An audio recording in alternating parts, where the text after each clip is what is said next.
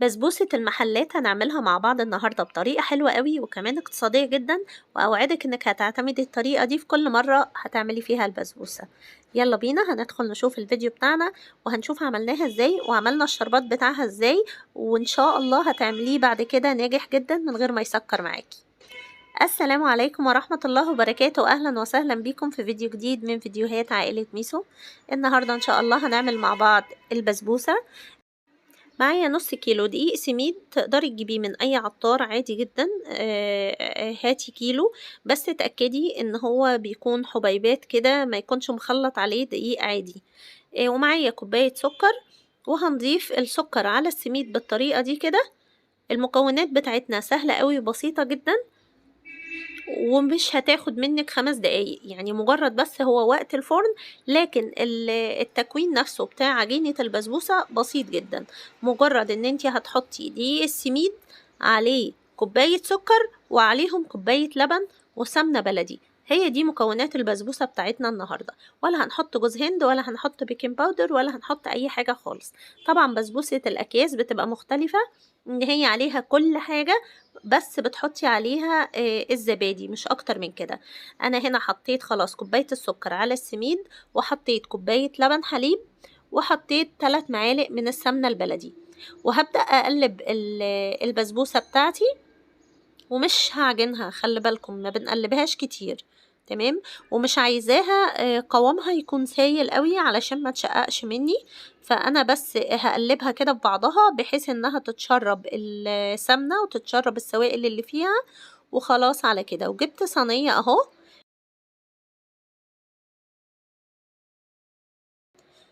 تمام، حابة تحطيها في صينية مدورة مفيش مشاكل برضو. دهناها سمنة بلدي، وهحط عليها العجينة بتاعة البسبوسة اللي عملناها مع بعض. وابدأ كده اخبط الصينية واحدة واحدة لغاية ما القوام بتاع العجينة بتاع البسبوسة يتساوى معايا في الصينية ويبقى مظبوط. بصوا، بتميليها في كل الأنحاء كده علشان خاطر تبقى يعني سمك واحد. المكسرات بقى، حابة تحطي عليها مكسرات تمام، حابة تحطي سوداني مجروش برضو عادي، حابة تسيبيها سادة خالص بتبقى زي الفل وحلوة جدا برضو. انا هنا معايا بندق، والبندق ده مقطعه كل واحده نصين، وبدأت كده ازين الصينيه بتاعتي بيه. بتحطي بقى على حسب ذوقك انتي، يعني حابه تحطي بمسافات كده معينه ماشي، حابه تحطي يعني جوه العجينه وتبقى كلها على بعضها فيها مكسرات بتبقى حلوه قوي برضو. الصينيه كده بتاعتي جاهزه اهو. هقطعها زي صينية الرقاق كده ما بنعملها، وصينية الجلاش هقطعها على البارد، علشان لما ادخلها الفرن واجي اطلعها اجي اقطع القطعة الاقيها بتطلع معايا بمنتهى البساطة جدا. طبعا هي الخطوط ما طلعتش متساوية بس تمام يعني. كده الصينية جاهزة، انا مشغلة الفرن بتاعي على درجة حرارة 220. هحطها على الرف اللي في النص، بتقعد حوالي 10 دقايق ربع ساعة لغاية ما تديني اللون الذهبي الجميل بتاعها. نيجي بقى نعمل الشربات. هحط كوباية سكر او مج سكر وعليه كوباية ونص مية. البسبوسة الشربات بتاعها بيكون خفيف، انا حطيتهم كده، مش هحط معلقة ولا هحط اي حاجة، اقلبه وسبته على النار لغاية ما غلي. وابدأ احط باكت فانيليا يديله ريحة. ما بحطش الفانيليا في الاول لان الريحة بتاعتها هتطير. واعصر نص ليمونة يغلي. كده البسبوسه بتاعتي طلعت من الفرن سخنه موهوجه، عايزينها اكتر من كده تتحمر اكتر من كده تقدروا تسيبوها شويه كمان او تشغلي عليها الشوايه. احنا بالنسبه لنا اللون ده مناسب جدا. هحط عليها الشربات. البسبوسه المفروض انها بتكون سخنه والشربات كمان سخن، يعني لسه طالعه من الفرن.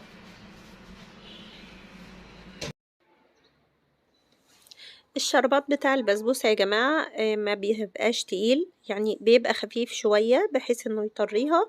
ودلوقتي هنحط الشربات عليها، ولو ما تشربتهاش هيبقى كده البسبوسة بتاعتنا مش مظبوطة.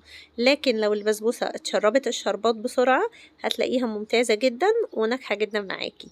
بصوا كده الشربات فوق اهو، شوية شوية هتلاقوه بدأ يختفي. شايفين؟ طريقة ناجحة جدًا وإن شاء الله هتعتمديها. بُصّوا خلاص ما بقاش فيها حاجة باتّك عليها، ما فيش أي حاجة خلاص بتطلع منها.